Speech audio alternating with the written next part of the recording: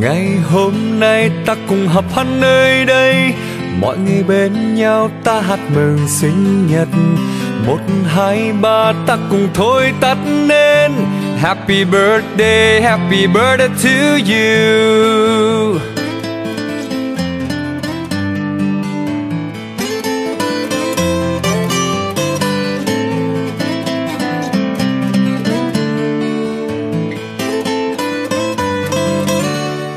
On this day all together we'll be, and we'll all sing for your birthday.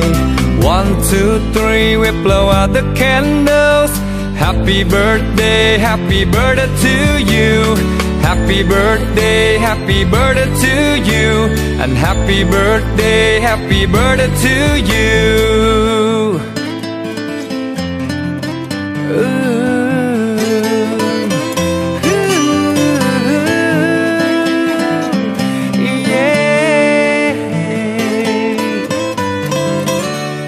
Ngày hôm nay ta cùng họp hắn nơi đây, mọi người bên nhau ta hát mừng sinh nhật.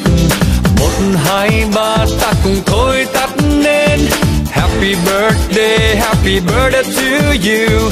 On this day all together we'll be, and we'll all sing for your birthday. 1, 2, 3 we blow out the candles. Happy birthday to you. Happy birthday to you.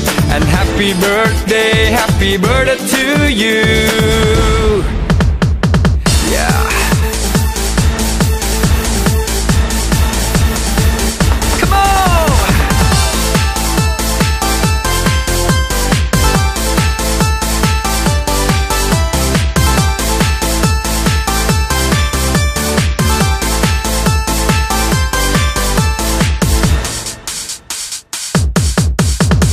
Ngày hôm nay ta cùng họp hắn nơi đây, mọi người bên nhau ta hát mừng sinh nhật.